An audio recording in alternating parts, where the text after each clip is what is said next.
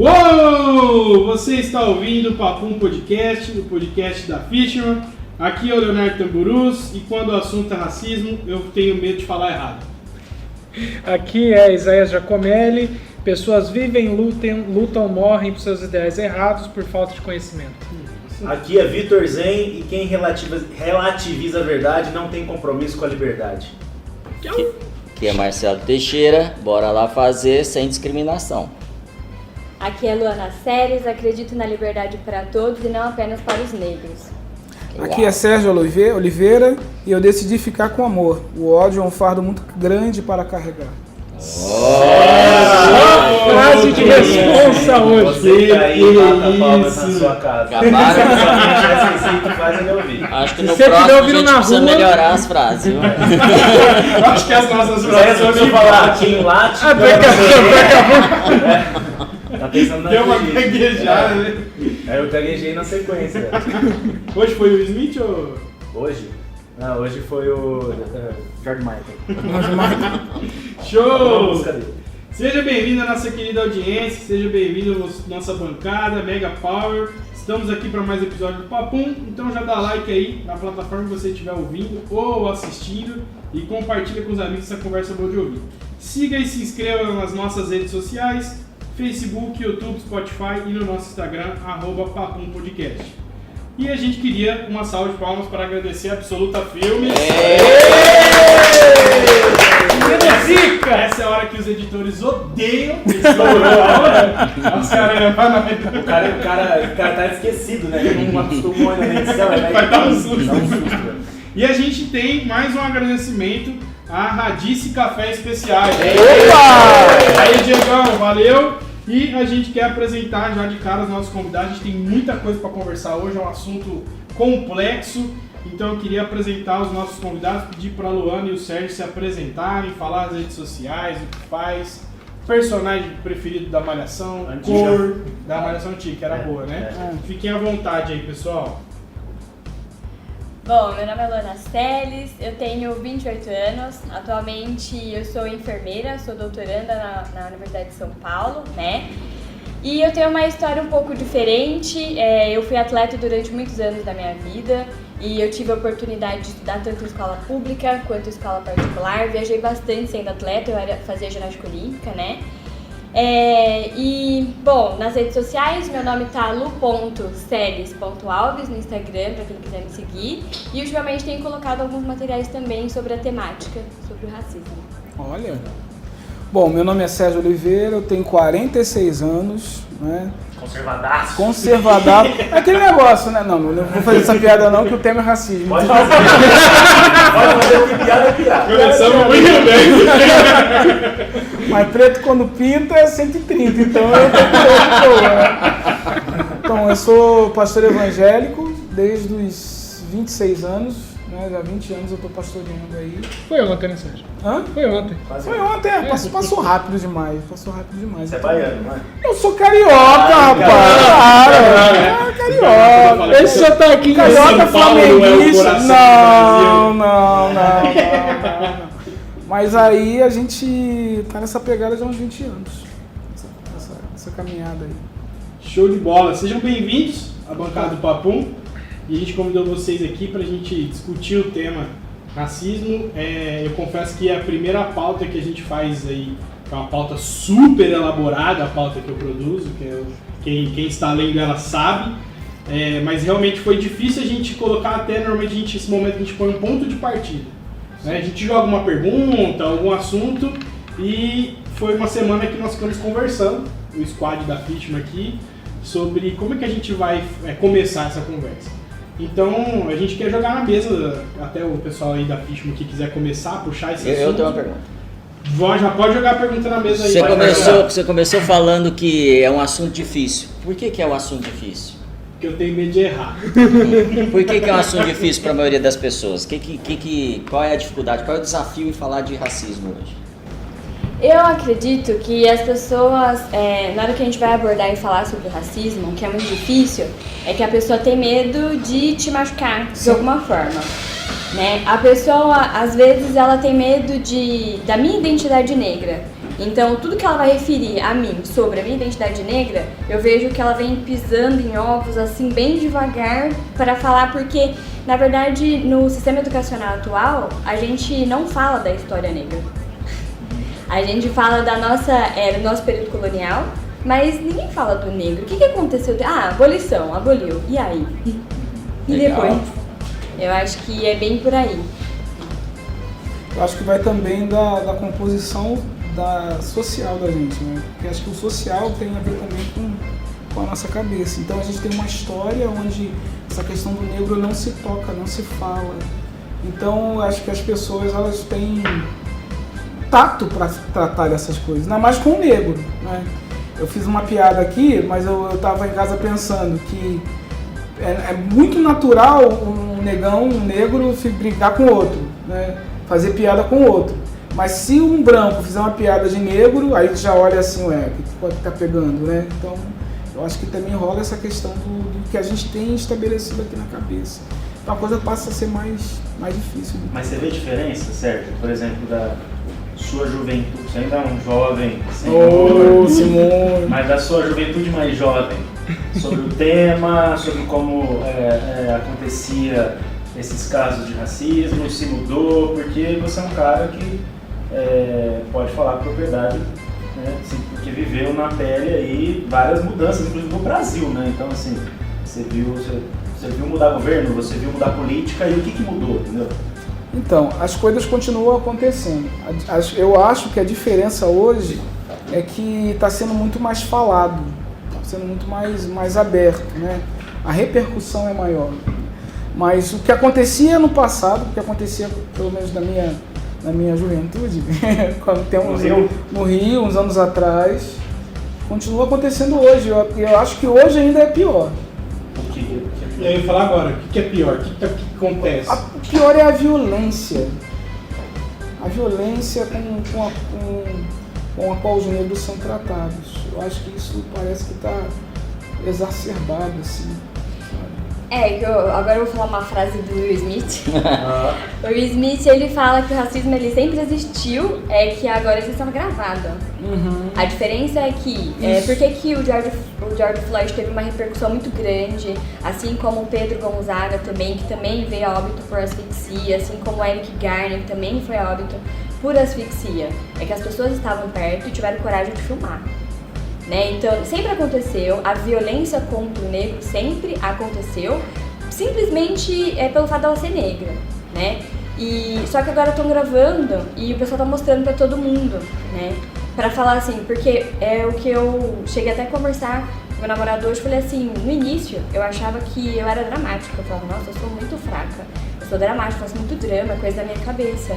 E com o passar do tempo, as histórias de tempo em tempo, ela vai se repetindo. Você fala, não é possível, não é da minha cabeça, não sou louca. Isso aí você começa a pesquisar. Minha mãe sempre me instigou muito a estudar, sempre fui bem proativa nisso. E aí eu falei, não eu sei o nome disso, tem nome, não é minha loucura, é racismo. Então eu acho que é por conta disso também, né? Então eu acho que a internet, a mídia tem ajudado muito a enfatizar uma coisa que acontece há anos. E acho que aí, por isso, gerou revolta, porque a gente tá vendo. Eu acho que essa geração agora está resgatando uma coisa que as gerações anteriores tinham e era muito forte, que é a questão do protesto, de sair à rua, de falar, né?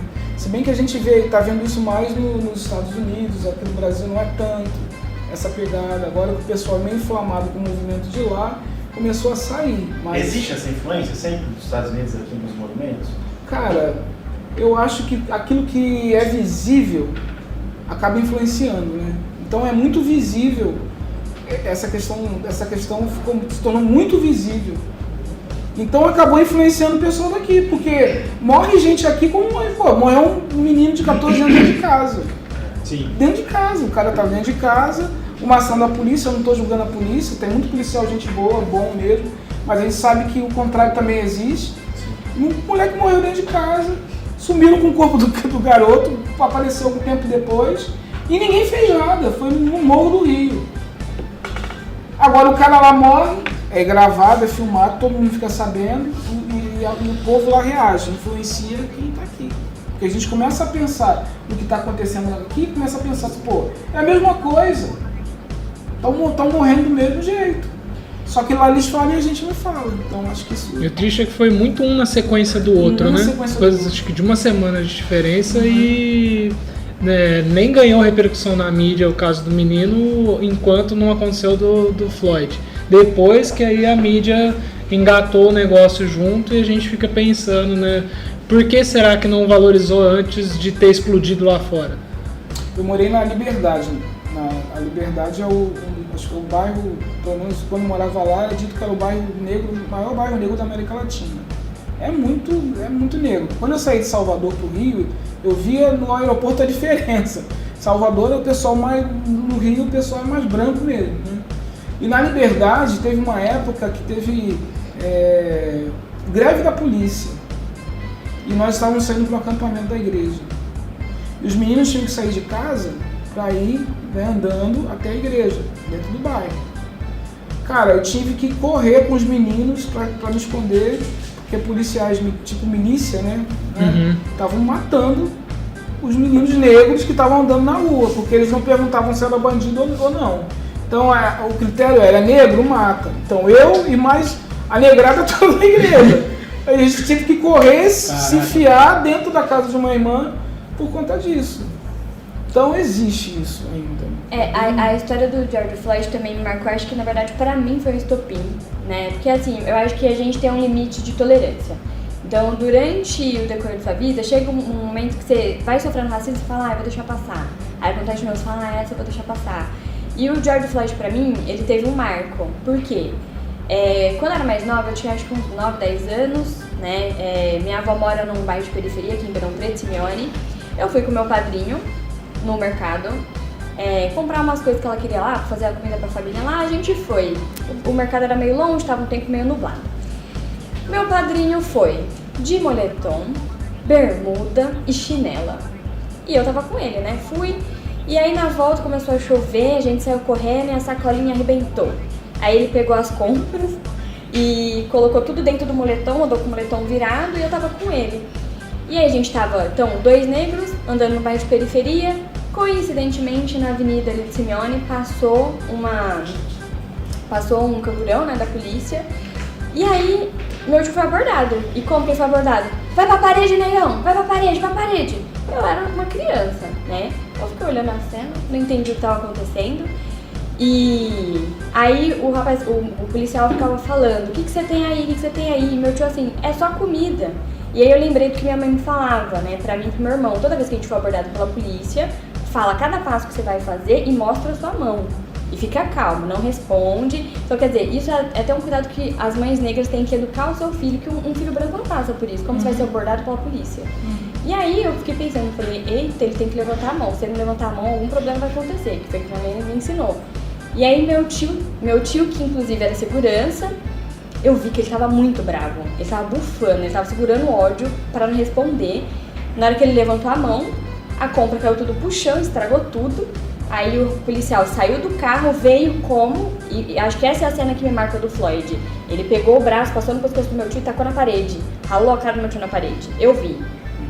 Né? E aí eu fico pensando, se fosse uma pessoa branca andando com moletom, com capuz, que ele ainda tava com capuz, segurando, eu não sei o que o policial achou que era o quê? Porque tem a questão do estereótipo, né? Porque o racismo, ele é uma junção do preconceito e da discriminação, né? E aí o preconceito e a discriminação geram um estereótipo da pessoa. Então o negro, ele é mau caráter, é assim que ele é visto na sociedade. Então o negro tá com alguma coisa embolada, pode ser uma arma, pode ser droga, pode ser... E aí ele foi abordado, ainda mais no bairro de periferia. Então, quando eu vi essa cena dele pegando no pescoço do meu tio e esfolando a cara dele na parede, foi a mesma coisa que o policial em Minnesota fez com o George Floyd, tá com ele puxando e meteu o joelho no pescoço, né?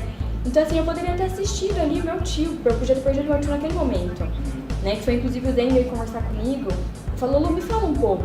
Eu acho que eu chorei muito vendo o vídeo do George, eu quis ver, eu quis sentir. Impactante. Porque marcou, e eu poderia ter assistido. Assim como o caso da Luana aqui em Ribeirão Preto, a da Luana Barbosa, né? Que ela foi espancada na frente do filho. Né? Quer dizer, um policial, na verdade acho que foram 3, se eu não me engano, 3 policiais. Então assim, é uma cena forte. E aí você vem, e às vezes a gente coloca a boca no trombone, fala nas mídias e a pessoa fala assim, ai, tá se vitimizando aí, é um drama. Não, não é drama. O racismo tá aí até hoje, né? Acontece. Então, porque aqui no Brasil o que acontece é que o pessoal pensa que a gente vive uma democracia racial porque somos todos mestiços. E é a maior mentira possível, né? Porque quando você vai ser contratada para um emprego, né, você sente isso na sua pele. Então eu duvido que uma pessoa branca já escutou assim, então, eu vi que você assim, tem muito potencial aqui pro cargo, mas você consegue arrumar melhor o seu cabelo? Você consegue pentear o seu cabelo? Você já ouviu isso? Muito. E não só eu, porque a minha família, tanto paterna quanto materna, somos todos negros, né? Com um estereótipo, com um fenótipo negro, né? A parte externa, muito visível. E aí, as histórias se repetem. Nossa, aconteceu com você? Comigo também. Minhas primas vêm falando, nossa, acontece com todo mundo. Aí você vê que você não é louco. Você vê que é o racismo. E que ele tá muito presente, sempre esteve presente. Porque aqui no Brasil a coisa não é da hereditariedade, né? Nos Estados Unidos não. Você é negro porque você tem ascendência negra, né? Agora, você é descendente de negros. Aqui no Brasil, não, é questão do fenótipo. A coisa vai muito nisso, né? Se você tem algum... Tem até aqueles negros que são mais claros, mas porque os fenótipos são mais para outra raça, para a raça branca, né? Então a coisa fica... São mais morenos e tudo. Que na verdade tem a questão da pigmentocracia, né, que o pessoal fala. E aí entra... Na verdade, assim, se você for analisar toda a questão do racismo, eu tava até falando com o meu namorado, eu falei, nossa, se a gente for analisar a palavra racismo, ela já é racista. Se a gente for levar tudo no pé da letra, a palavra racista já é racismo. Primeiro que não existe raça. A raça, ela surgiu da seguinte questão, né? Isso é no agregado de tudo que eu tenho visto, depois se vocês quiserem falar alguma coisa, mas... O que é a raça? A raça, na biologia, você aprende assim, né? Qual que é a raça? Homo, qual que é a espécie? Sapiens. Então, se você for parar pra pensar, qual que é a nossa raça? Humana. Somos todos homo. Só que, para justificar a escravidão, né? Antes da abolição, entra a questão da crença. E aí eles falavam que os negros e os indígenas, eles não tinham alma. Então, qual que é a diferença do humano pro animal? Como não tinha a ciência desenvolvida, a diferença do humano pro animal era a alma. E como o negro não tinha alma e nem o índio, então nós éramos animais. Então nós éramos de uma raça subordinada. E aí que nasce a questão de raças. E aí a raça dominante e a raça dominada. Essa questão de racismo é constituição social mesmo. Né? Mas é interessante que nós não vai muito longe. Até no início do século passado, houve uma seita que veio para o Brasil, teve aqui, né? E eles entendiam que a gente não tinha uma seita que cresceu aqui. Aí eu ficava perguntando, mas por que eles vieram para cá e por que eles cresceram tanto? Por que eles... Mas era essa a ideia. Mas essas seitas, essas coisas só vão acontecer onde tem um estado de liberdade, né? Até para os caras fazerem essas barbaridades. E aí acaba evidenciando coisas bizarras desse tipo aí. O grande lance é que, como a gente começou falando, né? O tema racismo ele é um negócio agudo, como feminismo, como outros temas que são agudos pra gente, é difícil pra gente falar. Eu acho, só pra puxar aqui, o medo de ser julgado, porque existe, e aí eu não tô falando aqui, é óbvio que o racismo existe, eu não creio nele como uma entidade, como algumas pessoas trazem, eu acho que existem pessoas racistas, é isso. Não existe o racismo, como assim, a corrupção, não existe a corrupção, existem pessoas corruptas, né? Não dá pra você marchar contra a corrupção, acho que alguma coisa vai acontecer. Contra a corrupção, mas sim contra corruptos. E o grande lance hoje a gente tem medo de falar porque você pode, por às vezes uma coisa que alguém não concorde com você, ou uma classe de gente que pensa junto, e a galera te massacra, te detona, ou por uma piada, ou pelo fato de você não ter o direito de falar, porque você não pode. E aí eu acho engraçado que quando você não pode falar uma coisa, não tem diálogo. E aí vira guerra.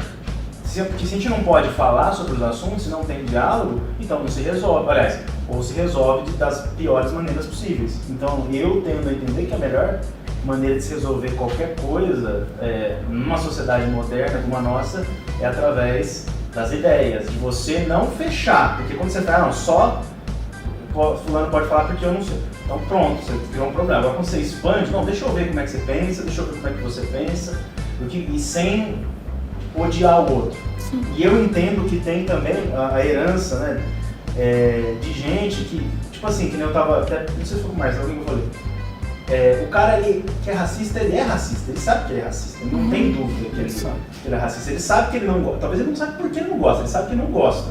Então, por exemplo, eu posso, assim, não vou quero expor ninguém, mas talvez algum avô de alguém aqui tinha um pensamento um pouco mais exacerbado a respeito dessas coisas. Eu posso falar do meu avô. Meu avô, ele é libanês. Meu avô, ele odiava judeu. É óbvio. Tô dando um exemplo aqui. É óbvio. Assim, porque o cara é árabe, o cara viu guerra, ele cresceu com as pessoas falando pra ele odiar judeu. Então eu vou estar dizendo assim, e meu avô é um cara da hora, velho, é um senhorzinho legal. Hoje ele tem um pensamento totalmente diferente. Mas o meu pai diz que meu avô mudou muito, né, ao longo do tempo. E aí ele fala o seguinte, que quando ele era pequeno, olha a coisa que é bizarra. Ele falou assim, que não era, que tipo, o Hitler não era tão ruim assim, porque ele matava judeu. E o judeu matava o povo dele. Então eu falei assim, filho, tá matando o nosso povo. Então assim, o meu pai depois vai pra escola e ele fala assim, mas caramba, quem que é o certo, quem que é o errado aqui? Eu tô dando um exemplo assim, que faz sentido para aquele contexto. Você fala pro meu avô, ele fala, eles são tudo parentes, são tudo bobo, você são tudo bobo é bom. Terra Santa aqui no Brasil. Eu sou brasiliano, eu vou ficar matando eu vou ficar matando meus patrícios? Israel, Palestina, se é tudo primo, tudo patrício. Então, assim, mudou, tô falando, mas pensa que o cara, às vezes foi com aquele pensamento, ele nem sabe por que ele não gosta. Ele passa para a próxima geração. Então, assim, qual que é, de fato, e a gente já, o racismo existe, mas eu vejo muita gente falando também sobre o tema, mas eu vejo pouco diálogo sobre soluções, muitas vezes, para isso, porque assim, o cara que é racista, você não desvira ele racista, na minha opinião, ele não desvira racista. Mas aí o que você faz? Como é que ficam as próximas gerações? Como é que vai ser, entendeu? Então não sei se vocês já pensaram sobre isso. Bom, eu tenho uma opinião formada de que a primeira coisa, o problema do racismo ser recorrente e acontecer por todo esse período aí, é que a ignorância, né? Então a ignorância é a pessoa que ela ignora o saber. Eu sou ignorante em vários aspectos e tem pessoas que ignoram esse saber sobre o racismo. E principalmente as pessoas que não sofrem com o racismo, ou seja, as pessoas que não são negras, elas não lembram que existe o racismo, porque elas não estão ali todo dia. Então aí não existe a proatividade da pessoa pesquisar e estudar sobre isso, né? E porque quando a pessoa conhece o que é, entende o que é, estuda, ela consegue passar pro filho. E aí a pessoa consegue entender que não existe mais, assim, que tem que cair por terra essa questão de raça, que nem existe mais. Na verdade eu venho do conceito de que a raça não existe mais, existe a etnia. E ainda assim o negro como etnia por si só, a gente não consegue nem se posicionar. Então, por exemplo, depois da abolição, né, não foi feita nenhuma política de reinserção social do negro. E ainda para piorar, toda a cultura negra ela era caçada. Então as pessoas que cantavam samba, elas eram contra o Estado, elas eram caçadas, elas eram presas. As pessoas que praticavam a religião negra, né, que são os candomblés, umbanda, elas eram presas, né? Então a religião do negro ela foi endemoniada e aí, né? Então assim, fora que o negro ele não era emancipado, a gente não podia comprar terra, a gente não podia votar, a gente não tinha direito de voz. Então todas essas questões, quando uma pessoa começa a entender essas questões, ela entende que independente da cor de pele, somos pessoas, entendeu? Ponto. E aí acaba essa questão do racismo, que ao meu ver o termo correto seria etnicismo, né? Porque tem a questão cultural e a gente perdeu. Então, por exemplo, você consegue ter acesso, quando você olha a documentação da sua família, você consegue saber de onde sua família veio. Eu não sei exatamente onde os meus avós africanos, que são africanos, de onde que eles vieram. Entende? A gente perdeu esses documentos, foram queimados, então existe um limbo muito grande. E só o fato da gente não saber de onde a gente vem e pra onde a gente vai, isso já é um sofrimento pro negro. E aí a pessoa entender, eu acho que é o primeiro pontapé. O primeiro pontapé pra mudar e solucionar o racismo. Entender, estudar para entender. Você entendeu? Você passa pro seu filho amar a diferença do outro. Porque quais são quando você é criança, o primeiro problema, vou falar de mim que sou mulher. Então, por exemplo, que aí o Serginho vai falar da parte dele também. Por exemplo, meu cabelo foi um problema que, gente, vocês não estão entendendo. Hoje, vocês me veem hoje, só que vocês não viram o que eu passei antes pra chegar até aqui e ser esse poder que eu tenho hoje. Que hoje eu tenho orgulho de falar assim, sou uma mulher empoderada. Porque eu sofri tanto antes, eu andava assim, ó, curvada, sabe? De vergonha, de medo. Por quê? Todo mundo que viu meu cabelo, criança, olha gente, criança é perigoso. Criança é bicho ruim, velho. Eu falo, esse Criança é negócio. perigoso, né? Criança é bicho ruim. Como é que é o ismo de criança? Como é que é o ismo de criança no próximo tema? Você vai falar, mas criança, velho. Tem o dom, velho, de te marcar. Tipo assim, você tá com 50 anos, você lembra daquele lazarento, velho. Que te zoou na escola, que baixou suas calças, que te deu a perna. Não lembra? Lógico que lembra, velho. É sempre um satanás desse aí. E aí, o que acontece? Quando fica adulto, ele vem te cumprimentar e tipo assim, tudo bem, ele deve ter vergonha do que ele faz, mas tipo, ele finge que mas você lembra. Ele fala assim, sim, meu avô tá com quase 90 anos e conta de uma situação que aconteceu na escola. É? Se quem apanha não esquece, né? Não esquece não, mano. Mas a criança é braba, velho. Nossa. Criança é bicho ruim. E é bem nessa fase, né? E é exatamente isso, é bem nessa fase, porque criança tem filtro, então ela fala o que ela pensa. Mas criança é bom, viu, gente? Eu amo criança, eu tenho filho. Vou acertar agora, né? A criança tem um dom, assim, eles não têm filtro. Eu procurei aqui, qual que é o preconceito de criança? Não tem essa palavra, você tem a chance de criar ainda aqui. Não, mas não tem filtro, tipo, eu fazia umas zoeiras, de todos os tipos possíveis, assim, fazia zoeira com os meus amigos, e era zoado também pra caramba. Hoje eu falo assim, cara, eu não devia ter falado aquilo. É muito louco que criança, às vezes aprende em casa e solta, também não tem filtro. Né? E aí a bomba vem, porque às vezes o adulto pensa, e você tem que tomar um muco na boca, ou ele tomar mal. Agora a criança, velho, nem sabe. É igual quando uma pessoa gordinha vai lá no parque das crianças e olha os traumas, olha os traumas. Ah, mãe, o moço gordão. Mas pra ela tá tudo certo. Já sofreu gordofobia, né? Gordofobia? É, esse paralelo aqui. Tem nada a ver com racismo. Cara, já, mas eu acho que foram poucas situações que ficaram tão expostas assim. É outra parada. É outra parada. Até porque normalmente quando eu abro a boca e me posiciono, normalmente abafa, né? Mas já sofri sim, com certeza. Pode continuar, criança. Então, criança não tem filtro, né? Então, por isso que o racismo ele começa aí, ó. Quando você é novinho, você já tá sofrendo racismo, só que você não sabe. Então, por exemplo, meu problema na escola, qual era? Ninguém queria sentar atrás de mim. É um fato. Por causa do meu cabelo. Aí o pessoal começava, eu não enxergo nada atrás da Luana. E aí, o que a professora fazia? Luana, vai lá pro fundo. Caraca, rolava assim? Vai lá pro fundo. Beleza, aí é pro fundo. Aí a pessoa que sentava atrás de mim jogava tudo que tinha na terra, a pessoa tacava no meu cabelo. Caraca, velho. Então, por exemplo, ele tava, vamos supor, era sempre menino. Daí sentava atrás de mim. Aí ele vinha lá, pagava, ficava passando a borracha no caderno assim, fazia aquele pozinho, catava o pozinho, pum, tacava no meu cabelo. E pra tirar. Mano do céu. É que zoeira de menino é meio que jogar coisa. O chiclete é muito O mancado. menino já vai no psicológico. Agora, por exemplo, o chiclete. Aí começou com a borrachinha. Aí às vezes eu tava lá no pátio, isso eu vou falar da escola pública, né? Escola pública, daí às vezes o povo pegava aquelas folhas secas assim, né? Outono, tacava tudo na minha cabeça, entendeu? E era mal ruim, eu ficava chorando, depois eu tinha que chegar em casa. Enfim, eu tinha uma rotina pesada, que eu era atleta, não sei o quê, pra tirar aquele negócio do meu cabelo, enfim. E aí, o ápice que eu fiquei... Então, às vezes era bom você sentar no fundo, né? Ninguém jogava coisa na sua cabeça. Ninguém jogava coisa na minha cabeça. Mas aí tinha um recreio, né? Porque é o recreio que jogava folha. Aí teve o lance do chiclete, aquele dia, porque daí minha mãe teve que cortar meu cabelo desse tamanho, pequenininho, porque o menino colou o chiclete aqui e eu passei a mão. E o pior, aí essa o negócio parte... emprastou tudo. Não, teve que cortar, não teve jeito. Teve que cortar muito curta. E esse é o problema, quando a gente fala assim, não é só o negro, não foi o negro que criou o racismo.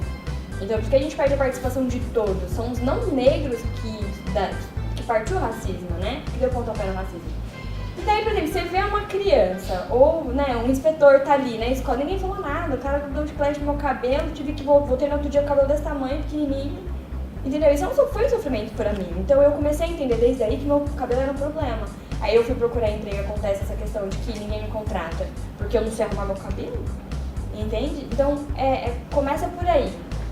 São essas coisas que a gente vem carregando. Então, por isso que eu acho que a educação, desde o início, é o que muda, porque eu trago traumas desde a infância, entendeu? E esses traumas só se repetem, né? Então, a educação, pra mim, é o pontapé inicial, acho que pra muita coisa, não só pro racismo, mas porque daí você ensina a pessoa a entender a dor do outro, né? Não tratar assim com essa discriminação, essa segregação. E também tem a questão, eu acho que também da própria religião, né? De realmente você educar de verdade seu filho, amar o próximo. E não sair falando por aí que você ama o próximo, entendeu? Mas realmente fazer a prática de realmente amar o próximo. Então eu acho que a educação é o pontapé inicial pra gente começar a combater o racismo. Eu acredito muito nessa questão da educação. Na verdade, eu acredito totalmente. Sem a educação a gente não vai chegar a lugar nenhum.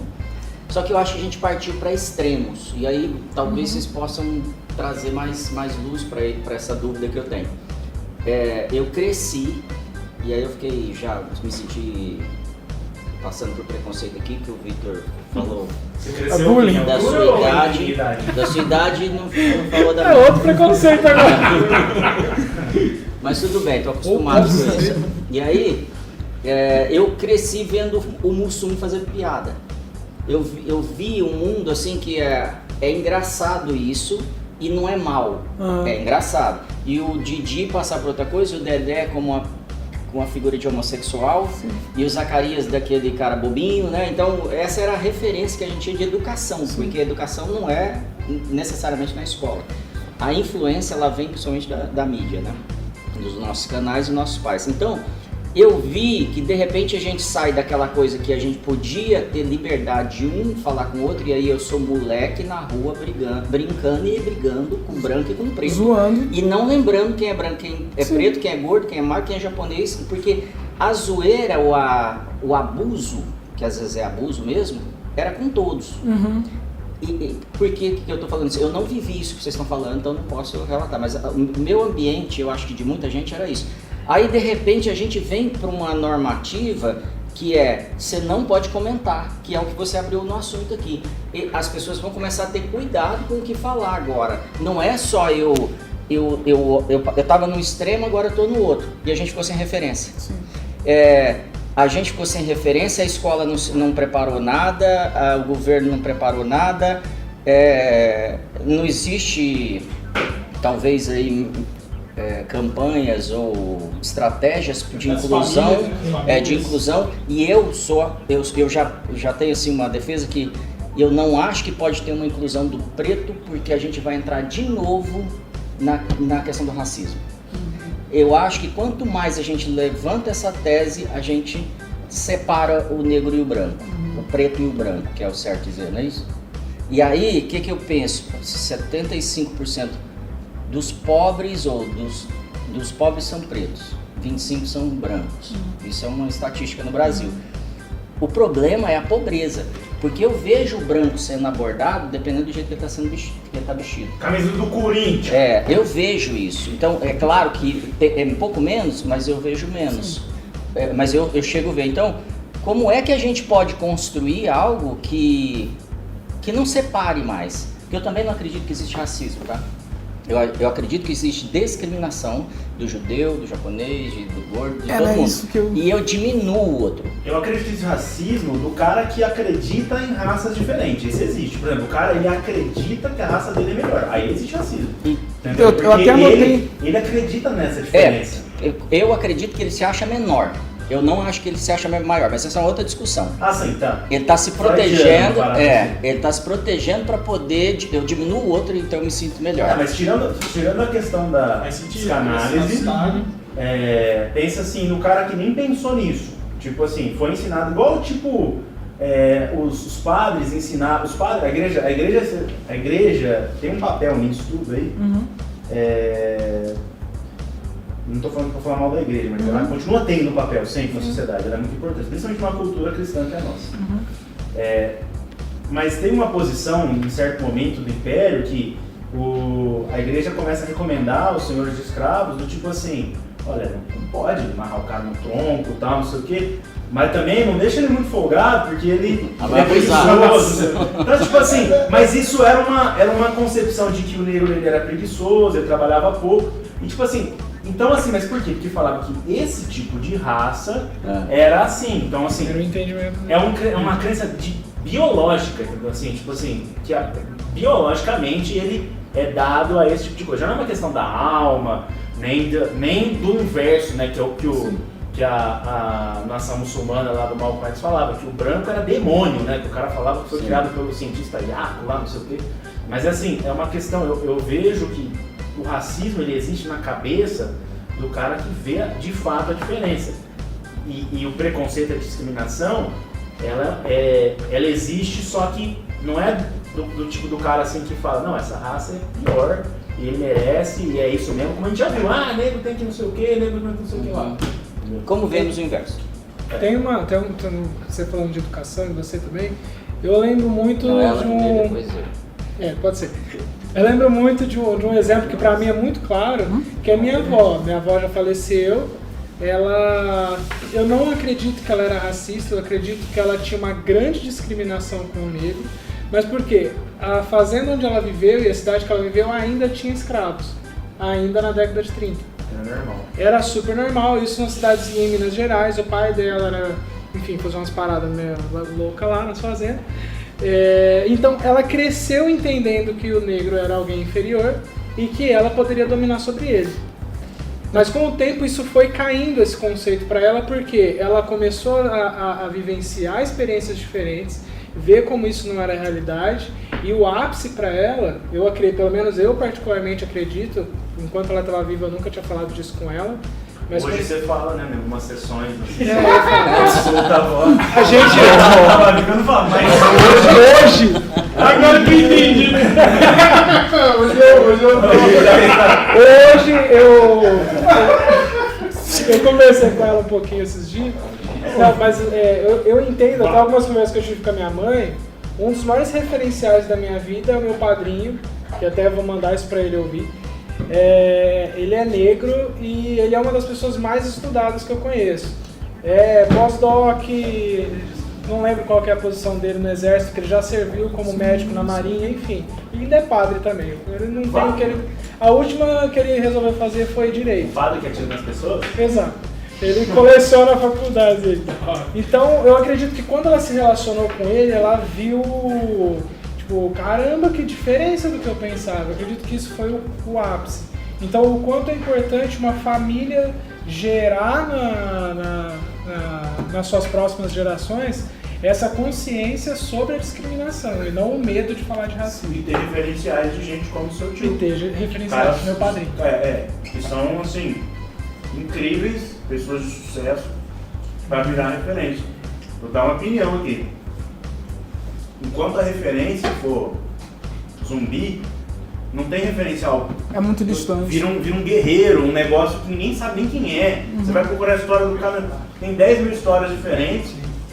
E se você for ver, o sistema que ele usava lá é muito mais parecido com o africano. Então, assim, tipo, você pode ter escravos, porque era normal, eu não tô aqui pra julgar o cara, seria anacrônico. Mas escravidão era normal na época, entendeu? Então, assim, eu acho que às vezes carece de referência, você tem um referencial perto, mas às vezes carece do que isso é ensinado na escola. Então, quem são os brasileiros? Sim. Porque nós somos brasileiros, esse é também o problema. A gente fica dividindo, eu sou africano, eu sou libanês, eu sou italiano. Pô, que ninguém consegue assumir que é brasileiro. Nasceu aqui é BR. Nasceu aqui, velho.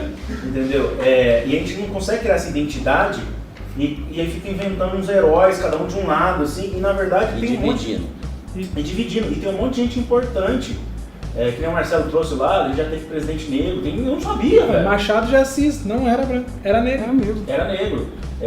E outros referenciais que a gente nem aprende na escola. E eu vou confessar, como essa não é uma coisa que a gente vive, e que na cabeça de quem não é racista, você não fica pensando nisso.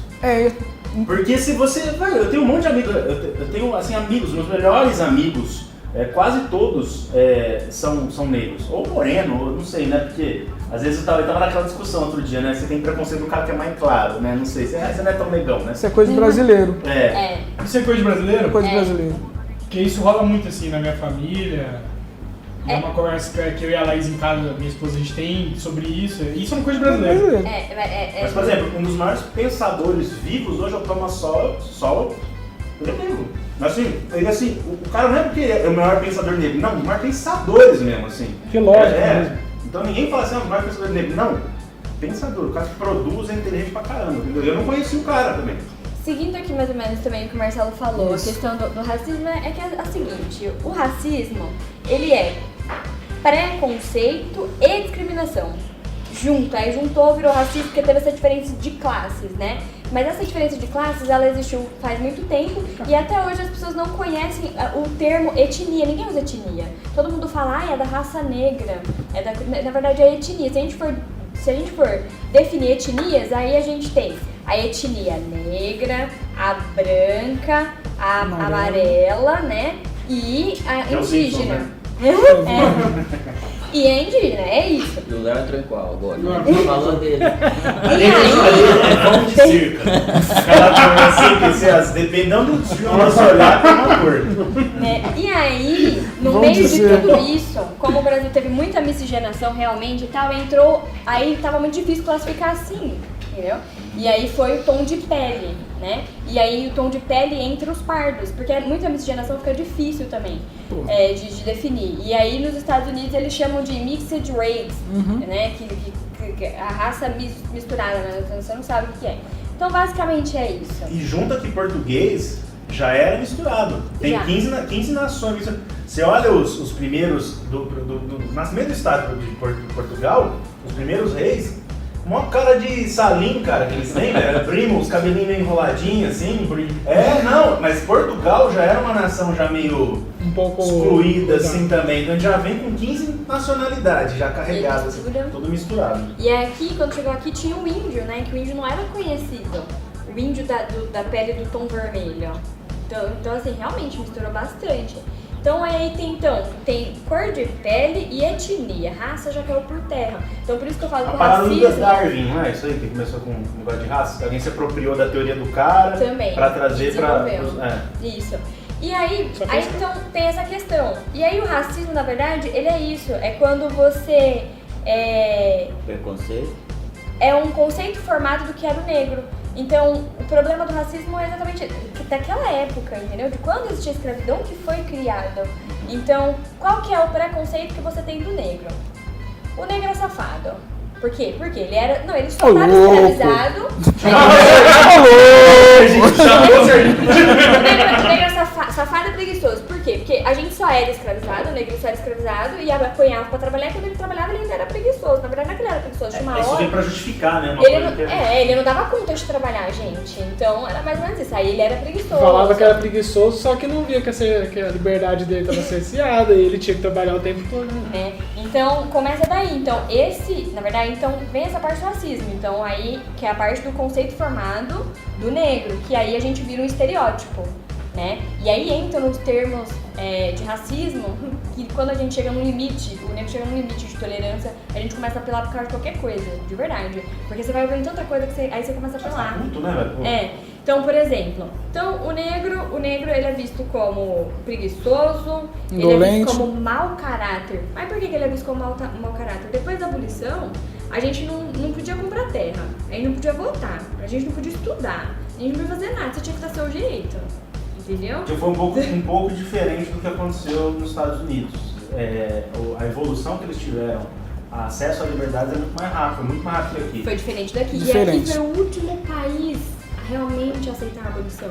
Quando chegou a bula papal recomendando a liberdade dos escravos que o Joaquim Nabuco estava brigando, né, pra ter, já estava 13 de maio, já tinha passado faz tempo, né? Entendeu? Então aí tem toda essa questão. Então aí cria esse estereótipo.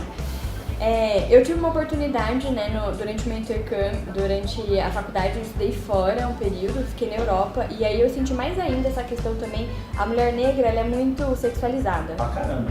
Gente, mas aqui no Brasil, essa mas questão... Mas o homem, ele é tido, é um pouco diferente, porque já é homem e mulher. Meus amigos negros que iam pra fora, desculpa aí, mas eles faziam a festa, porque assim, o cara era Pegava geral. Era visto Só que assim, a visão homem-mulher, né? Então, Isso. mulher do objeto, o cara é o pegador. É exatamente isso. Eu fui, meu colega, todo mundo queria ficar perto do meu amigo e de mim os caras chegavam meio e falavam, meu Deus do céu, eu tinha que... Brasileira. E aí, o que eles falavam pra mim? Ah, mas brasileira, como é que é? Tem mentalidade livre. Eu falei, querido, aqui não tem mentalidade livre não. Você não chega perto não, você vai levar um tapa na cara e você fica na sua. Mentalidade Você vai... É livre é minha mão. A namorada dela aqui ralou, velho, mano.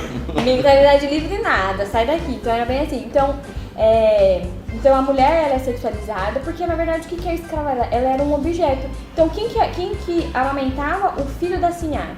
Era a a mulher negra. mucama. Né? E quem era a mucama? A mucama era uma negra que ela era meio misturada, ela tinha o tom da pele mais clara e aí ela era aceita pra ficar lá com a Sinhá. Os mais escuros iam pros trabalhos braçais. E aí aqui no Brasil, o problema do Brasil no negro, primeiro, ninguém quer ser negro. Porque você cresce com os termos de que a coisa tá preta, a coisa tá ruim. A inveja negra é inveja ruim. O termo preto no Brasil, ele é muito utilizado como coisa ruim. Nas outras línguas, isso não acontece, né? No inglês você não vê isso acontecer, e nas outras línguas é mais difícil acontecer. Não posso falar da propriedade de todas as línguas, mas não tem. Eu sei daqui também. E aqui a gente tem muito essa questão preto é ruim, preto é ruim, preto é ruim. Aí pensa numa criança, ela escuta que ser preto é ruim. O que ela vai querer ser? Qualquer coisa menos preto. Você fala que ela é... Não, eu não sou preta. Aí tem esse problema. Aí tem o tabu de falar da cor da pele da pessoa. Então, por exemplo, que as pessoas não sabem que isso faz parte do racismo e as pessoas não entendem. Tem o cara que ele é racista, que odeia o negro, mas tem atitudes racistas e as pessoas não sabem disso. Que aí a gente entra no racismo estrutural. É um racismo embutido que a gente aceita, né? E aí, por exemplo, muitas mulheres muito clarinhas, loiras, elas falam, nossa, eu queria ter essa sua cor do pecado, não sei o quê. Aí a Luana, como ela antes demais, é que eu não posso levar tudo a pé da letra também. Se eu for falar tudo, eu vou ficar sendo muito chata. Mas, por exemplo, cor do pecado é uma coisa que piora a minha imagem. Cor do pecado sensualiza a minha imagem. Cor do pecado, entendeu? E a visão que quando eu cheguei lá em Portugal, por que todo mundo queria conversar? Gente, sabe o que o pessoal fazia comigo? Pedia pra tirar foto. Eu falava, não, eu vou tirar foto com você. Não, eu só quero tirar uma foto pra falar que você é uma mulata. Eu falei, eu sou mulata, sou negra. E aí a pessoa não sabe nem o que significa mulato, que mulato é uma coisa ruim. Né? A pessoa não sabe, então assim, tem essas questões e vira essa bola de neve do conceito pré-formado do negro, né? E aí tem também a discriminação, que é segregar. Então, por exemplo, dos locais que eu já trabalhei, gente, teve várias vezes que os gerentes me tiravam do atendimento ao público, me colocavam lá no fundo. E aí eu falei assim, mas por que você tá me colocando nessa sala aqui, o atendimento é ali? E aí eles falavam assim, é que você não tem uma aparência pra ficar lá na frente. Aí eu falava, qual que é a aparência que você quer nessa loja aqui? Que aparência que tem? Qual que é a aparência de atender o público? Só tem que atender. Então tem essa questão, que aí entra a discriminação. E aí o preconceito e a discriminação caracterizam a questão do racismo que vem seguindo essas gerações, entendeu? Que já é um termo que caiu por terra. Mas que a gente fala racismo, que é o termo que marcou que as pessoas sabem. Uma coisa que eu discordo que você falou é que eu não acredito em racismo estrutural. Porque você está falando de uma estrutura. Então, você está falando de uma estrutura, a estrutura está errada, você tem que colocar outra. Quem vai colocar a sua estrutura? Então, é isso que a gente... E quando você fala de outra estrutura, você quer dizer que assim, então tá todo mundo errado e a minha estrutura é melhor. Eu acho Entendeu? que isso passa Eu acho que é um racismo geracional ou intelectual, ou sei lá. Porque quando você fala de estrutura, evidentemente, você está puxando para aquele pensamento marxista que quer segregar e existem classes, dominar. A gente vai cair na narrativa. E aí cai na treta. Então, assim, eu não acredito, estou falando a minha opinião, sinceramente, num racismo estrutural. Eu acredito que ele vem de gerações, que ele existe, que ele é real, mas não acredito ele como estrutura. Porque ou você destrói a estrutura e põe outra, porque aí só que você tem que dar nome o que é estrutura. Entendeu? E como reorganizar essa estrutura. O Serginho quer falar sobre isso aí. Sim, beleza. Só que de tudo que você falou, eu discordo do jeito que dá um nome pra cada. Porque se você chama de estrutural, você tem que partir desse ponto de vista.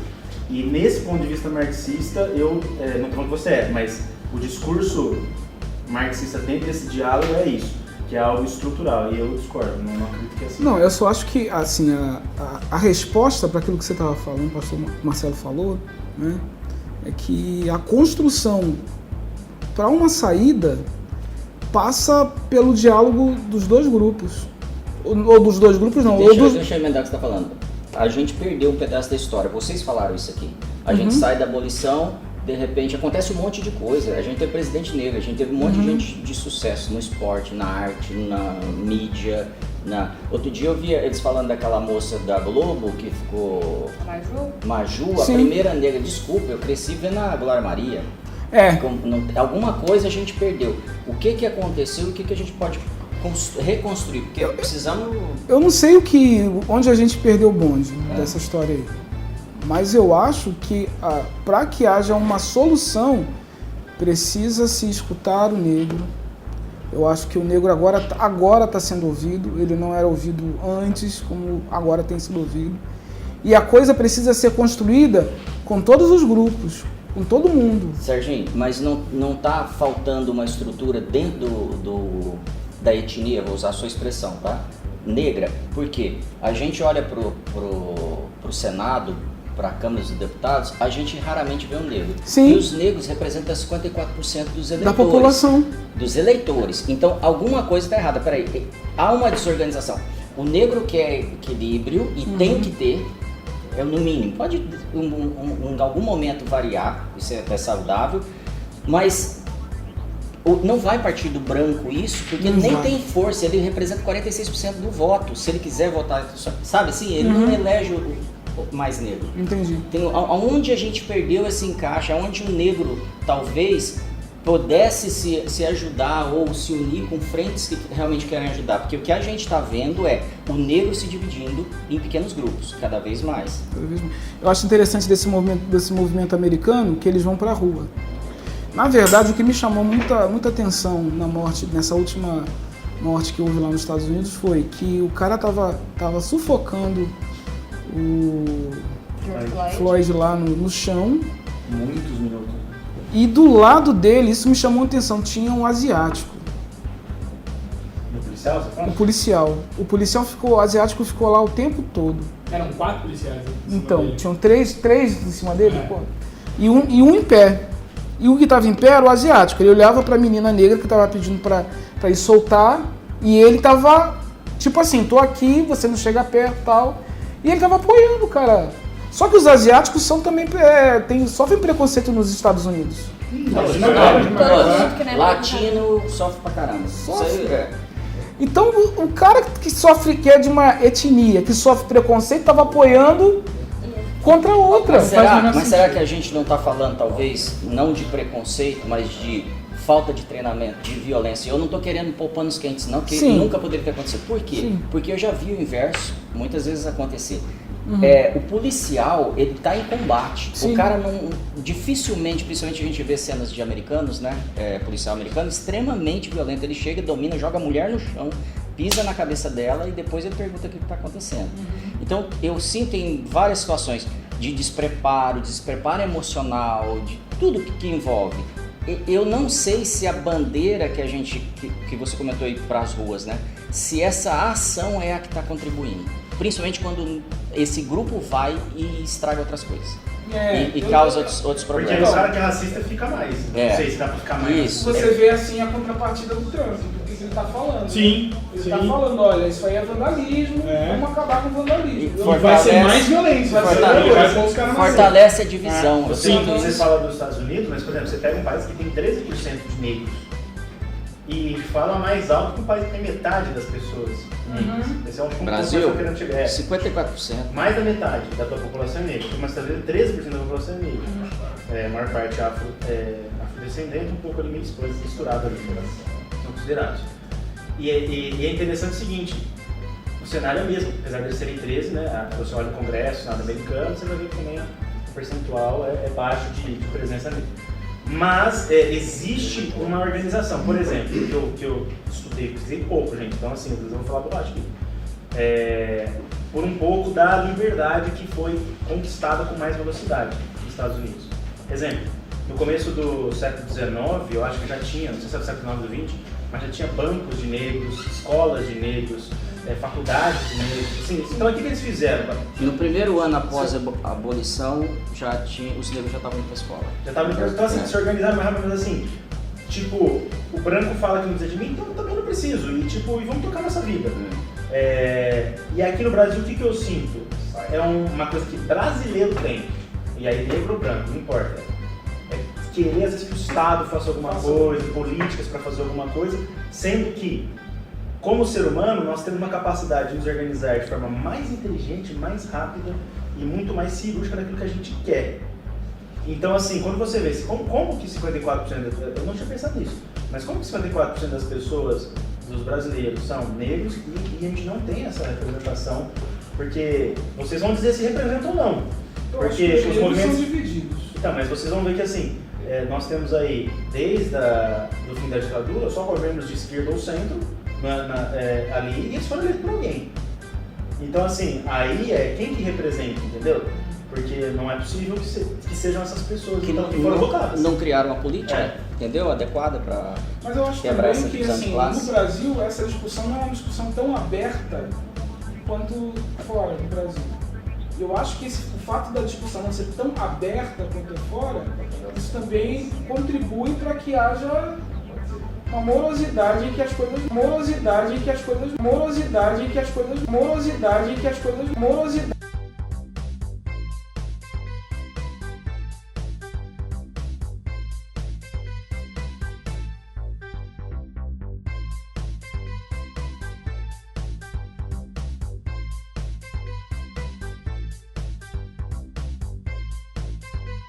Mas será que não está faltando líderes? Será que não está faltando Joaquim Barbosa aí fazer pronunciamento, falar assim, galera, vamos estudar, é assim que Sim, funciona, sim. o caminho é esse. Sim. Será que os ícones, sabe? Eu estou falando de pessoas de... Mas quem são os ícones? Então, a gente não precisaria. Então, a questão é a seguinte, que o movimento Black Lives Matter é isso, na verdade, é destacar mais ainda a liderança negra. Então, o pessoal tem falado bastante, enegreça o seu dia a dia, né? Então, leia livros de autores negros, siga nas mídias influencers negros, então tem essa questão. Só que o que acontece? A classe, os negros são 50% aqui são um pouco mais de 50% do país. Né? A questão que a gente tem que discutir são autodeclarados? Já começa esse problema. Porque assim, quando você fala assim, vocês são 54%, mais ou menos. São 54%, 10 são. 10%. Por quê? Esse é o problema no Brasil que eu falei. Como aqui tudo é associado a ruim a ser negro, a pessoa ela não se identifica como negra. Pô, na escola do meu filho, estavam ensinando meu filho que ele era marrom, que ele não era negro. Então, eu tive que ensinar pro Heitor que o meu Heitor que ele é negro, que ele não é marrom. Entendeu? É porque ele é muito mais claro que eu. Esse é o problema. Essa é a identidade. Então, por exemplo, quando você fala 54% da população no Brasil é negra, ela não é. Porque ela não se enxerga negra. E aí, quando ela não se enxerga negra, ela não luta para ser negra. O movimento Black Lives Matter também tá falando disso. Você sabe se você é negro? A sua etnia. Porque a questão do ser negro, como vai além só da cor da pele, né? Só do fenótipo. Então, por isso que eu entro na questão da etnia. Você precisa se reconhecer negra. E isso foi um problema também pra mim. Por exemplo, estava a Luana lá na escola, a professora da pré-escola, que eu me lembro, chegou e falou assim, faça o desenho da sua família. Eu peguei o desenho da minha família, pintei tudo de marrom. Pintei minha família de marrom lá. A professora me chamou a atenção, escreveu um bilhete no meu caderno, chamou minha mãe. E aí ela falou a Luana estragou o desenho dela, né? Você precisa ver, achando que eu tinha algum problema, que eu estraguei meu desenho, que eu pintei a minha família inteira de tons de marrom. Eu tinha vários tons, lápis que a minha mãe comprava um monte. Então, vários tons de marrom. E a professora conversou comigo, eu falei, professora, eu não vou pintar minha família dessa cor. Eu falei assim, mas esse é o lápis cor de pele. O lápis cor de pele é rosa. Eu não via minha família como a minha criação desde o início, minha identidade negra foi criada desde o início, eu não via minha família rosa, eu via minha família marrom. E a professora me chamou a atenção, então quer dizer, esse é o problema da educação. Não, legal, muito legal você trazer essa visão. Aí cai numa outra situação que eu queria trazer. A gente separa, quando o movimento Black Lives Matter, para mim, ele separa de novo e ele polariza. E ele divide de novo do branco. Então pode ser que a gente faça o mesmo movimento que a gente fez lá no passado, separe de novo. O que eu penso que seria a solução? Nós começarmos a ter educação realmente que o ser humano é ser humano e não existe raça. Para mim não existe, tá? Então é uma opinião pessoal e tal. Agora, se a partir do momento que eu começo a trazer esse tipo de conhecimento, e aí eu estou falando de brancos líderes e pretos líderes, formar essa organização para pessoas falarem assim, eu não vou votar em você porque você é preto ou porque você é branco. Eu vou votar em você porque a política de valorização do ser humano nesse país é errada. Então a gente, aí chega, eu acho que é o ponto que a sociedade precisa começar a repensar. Porque ela não precisa nem ter tanta clareza, talvez seja um jovem que ainda não está tudo tão claro, mas ele pode votar. Falar assim, nós vivemos 20 e tantos anos de esquerda e não funcionou. Nós estamos vivendo um país de direita, um caos. E ninguém deixa governar nem de um lado nem do outro. Quem é que vai pôr o pé na mesa e vai falar assim, sabe? Eu acho que está faltando esse Marcelo, será que para chegar a isso, não tem que de repente levantar aqui nele e falar, tá doendo? Então, mas eu acho que isso é mais importante que o Black Lives Matter. Porque eu vou falar assim, eu estou defendendo uma sociedade, não uma raça ou um perfil. Mas o Black Lives Matter, ele não é defender raça. Por exemplo, eu cheguei até a colocar alguns materiais. Ele sectariza. Não, a gente tá pedindo ajuda de todo mundo. Então, por exemplo, o Vidas Negras Importam, aqui no Brasil, não, no caso, a gente fala como você pode contribuir para o movimento. Você não precisa ser apenas negro para contribuir com o movimento. Ou seja, a gente tá chamando a atenção de todo mundo. Venha participar você também. Como que você pode, o que você pode fazer? Então, na verdade, a gente tá chamando... Mas já parte do título errado. Eu não posso ir vem participar do movimento que vidas negras... Não, vidas importam. Não, é assim, exatamente. Mas é que o contexto... contexto... Vidas importa é para ressaltar um problema. Isso, é só para ressaltar o problema. Mas o problema é fruto de outro problema. Sim, é que, assim, eu entendi sua visão. Sua visão é o seguinte, a gente não estão olhando a causa, estão olhando a consequência. O sintoma. É igual tratar uma doença com remédio que vai tirar a febre, sendo que não vai curar a infecção. A infecção. Agora, deixa eu falar uma coisa que é difícil para mim. O que você pode fazer? Fica um negócio muito vago. O que eu posso fazer? Entendeu? Eu gostaria de saber o que eu posso fazer. E aí eu embarco e capitalizo em cima disso na rede social. É isso que eu sei. As políticas parece que eu sou o cara ajudando a pessoa menos favorecida. Isso não é legal. Meus amigos de olho azul, cara, nossa... destruindo com frases de Instagram, assim, eu falo, e o cara tá achando que tá arrebentando. E eu vejo uma situação muito mais de, sabe, todo mundo, tanto capitalista quanto o cara que tende ao socialismo, os políticos, eles tendem, não estou falando que a política é ruim, mas os políticos tendem a querer se capitalizar e capturar todo tipo de movimento. Claro. Empresários, políticos como nos Estados mídia. Unidos. Os democratas capturaram todo o movimento negro lá e não fazem praticamente nada a favor deles, sendo que todo o movimento de liberdade começou com os republicanos. Olha que doideira que é isso. Isso é uma parada que não vem de hoje, é extremamente histórico. E no Brasil, apesar de ser um pouco diferente, é mais ou menos assim. Ainda se tenta, parece que tudo que acontece tenta se capitalizar politicamente. O que acontece? Você... ouvinte, às vezes não está percebendo, mas tudo tem um interesse político no Brasil. E aí o meu medo é o seguinte, a gente, não negando a dor, a gente não pode negar a dor, que existe o problema, mas eu fico assim, imagina um moleque com dor de dente gritando, às vezes eu sinto essa sensação, eu não sei como fazer, porque às vezes a dor é tão grande e dói mesmo, é verdade, mas qual é a solução? Porque assim, ir pra rua, a gente já viu, você vai pra rua, você acha de verdade, gente, que ir pra rua, o cara que é racista deixa de ser racista, as pessoas mudam o jeito de pensar? Não, mas eu acho que a sociedade começa a prestar atenção, os outros começam... Por exemplo, eu vou falar de mim. Sabe quando que eu fui acordar para falar, pô, tem alguma coisa errada que tá acontecendo? Alguma coisa errada acontece? Quando eu, na minha igreja, fui namorar uma menina e o pai da menina não queria que eu namorasse com ela. Eu falei, mas pô, sou legal, todo mundo me conhece, sou o cara da igreja, cresci aqui. E o que acontecia? Que o cara não gostava de preto. Aí eu falei, pô, mas por que o cara não gosta de preto? Qual é o problema? Sabe, sou gente boa, sou bonitinho, cara, aquele negócio todo. Mas, pô, entendeu? Eu entendi, antes mas disso, eu vivi. Esse cara começa a gostar de aí, você. Não, antes disso eu vivia Alice no País das Maravilhas. Ah, sim, é quando aconteceu. Aí quando aconteceu, eu falei, não, aí isso realmente acontece. Eu perguntei pra muita gente, assim, amigos meus, eu tenho muitos amigos, porque, cara, cada um tem tipo assim, uma visão de coisas que sofreram, outros sofreram mais. Um foi pro humor, um falou assim, cara, sabe como é que eu comecei a ver Todo Mundo Odeia o Chris, aí eu descobri o Chris Rock, lá como ele chama, comediante, e vi que o cara, ele fala como negro, mas ele fala de uma forma debochada e tal, e eu encontrei nisso. O outro foi na academia mesmo, ele é doutor e tal, e ele entende que se ele for eminente nisso, ele tá fazendo... O outro militante, colocou a tatuagem do continente africano, nem se vê como brasileiro, nem mais como africano, e, cara, é isso aí e tal. Então, o que eu penso é o seguinte, a gente tinha que organizar de uma forma mais inteligente para não ficar só no campo do sentimento, sim, que não é desimportante. Não sei se existe isso, mas ir para o campo da razão, né, para pensar soluções mesmo e não ser massa de manobra de Mas eu acho que isso aí só é possível juntando todo mundo. E aí, não é o negro pensando na dor do negro, no problema do negro, nem o branco olhando e dizendo assim, os dois sentarem juntos. Mas quando eu entro, por exemplo, no movimento da Black Lives Matter, eu já não sei mais o que eu falo. Entendeu? Porque assim, eu sou o branco falando, eu não sou o humano falando. Entendeu? É assim, porque fica assim, mas a qualquer momento a sensação que dá é que é tipo, cala a boca porque você é branco, entendeu? Essa é a sensação. Então, tipo, quando você pensa, e eu vou falar do ponto de vista bíblico agora, como um cristão, o cristão, ele não pode enxergar raças, não dá para enxergar a luz da Bíblia, raça, entendeu? Não faz sentido.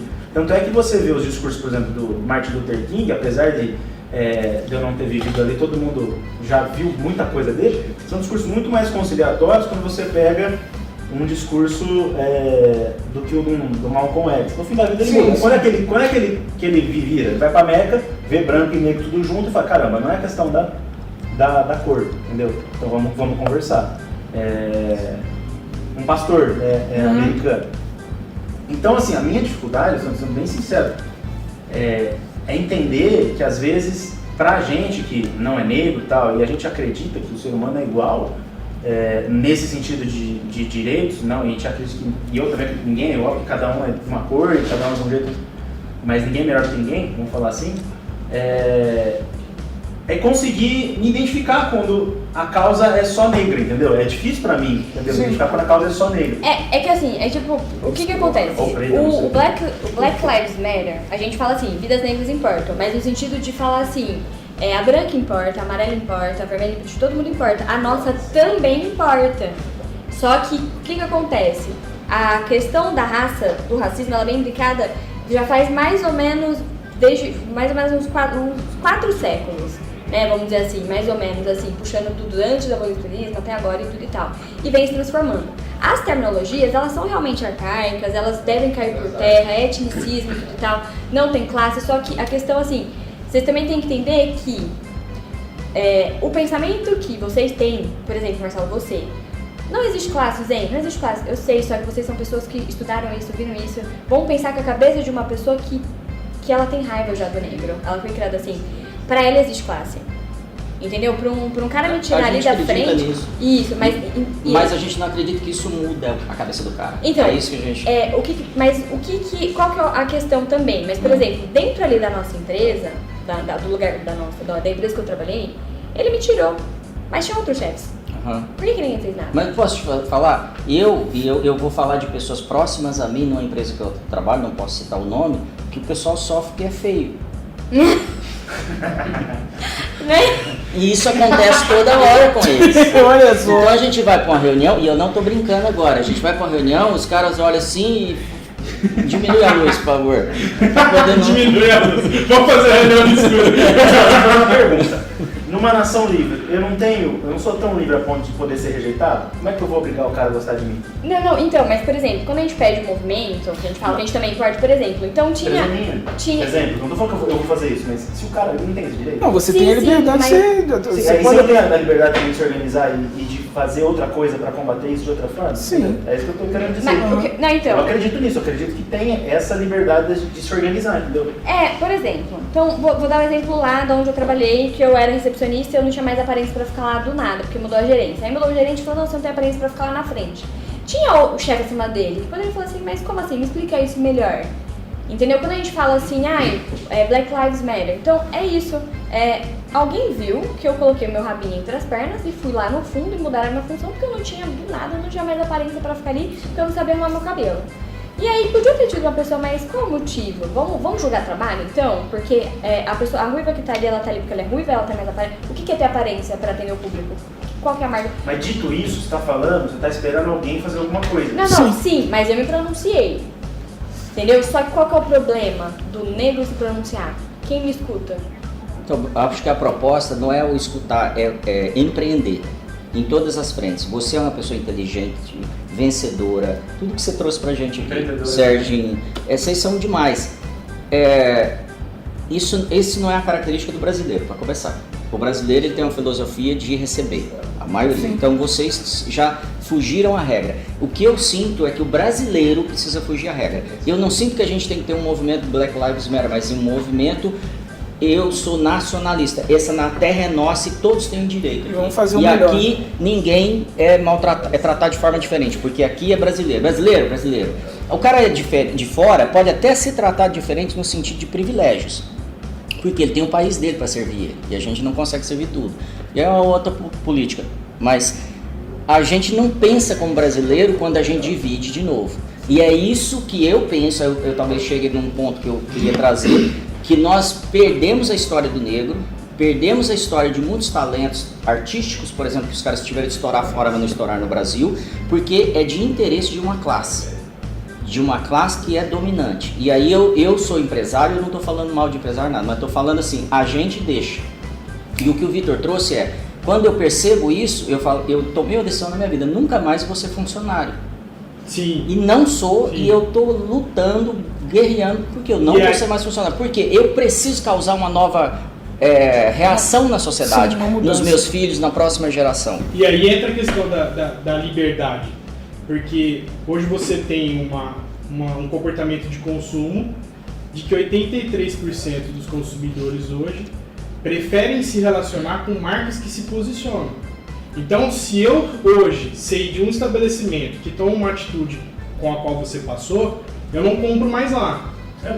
Um exemplo, entendeu? E aí, a partir do momento que a liberdade de eu escolher o que eu vou fazer e qual ação eu vou tomar, essa empresa ela pode falir. Sim. Porque o mercado vai falar assim, cara, tá com a prática errada. Esse é o entendeu? da liberdade. Essa é a força. O Paulo Cruz fala isso. É.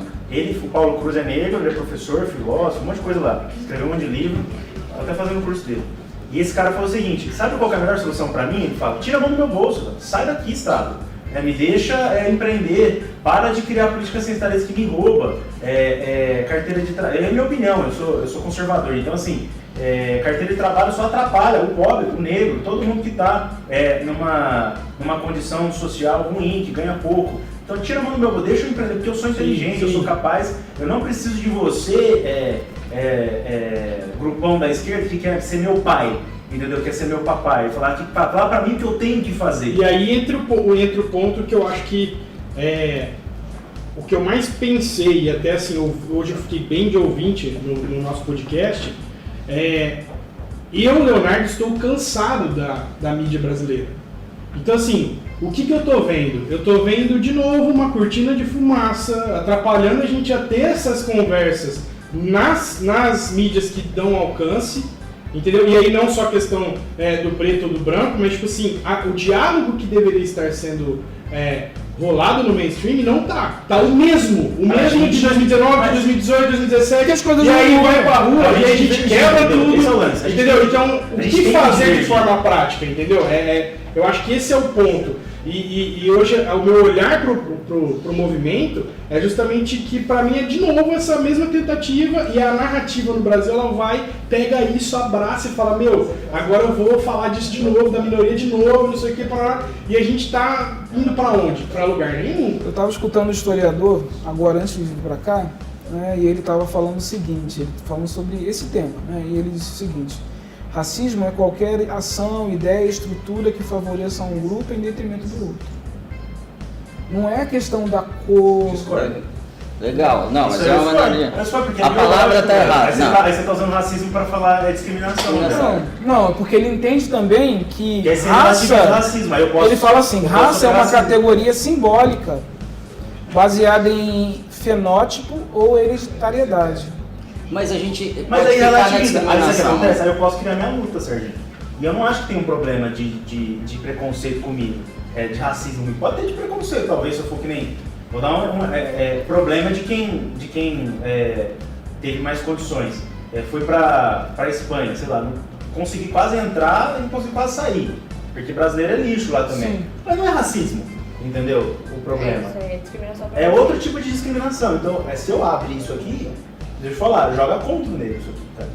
Se você não definir a parada e falar assim, racismo é qualquer coisa, você cria o racismo inverso, como baboseira, que é um negócio assim, não tem a ver. Eu acho que existe também um problema do negro em relação ao branco, e eu acho que existe também um problema do negro em relação ao... aconteceu um negócio engraçado comigo.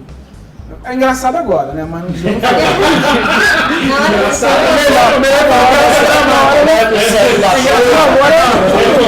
Eu discordo de abranger o termo racismo. Racismo, pra mim, ele tem a ver com a cor mesmo, ali com o lance biológico, é pior. É isso que eu penso assim.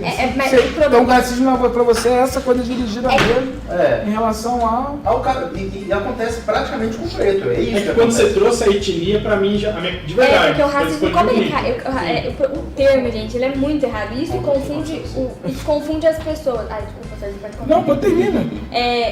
O problema da palavra já causa muita dificuldade. E aí, quando a gente fala de como solucionar, traz mais problemas. Aí trouxeram pra narrativa antirracista. Isso. Entendeu? Aí eu falei, e agora?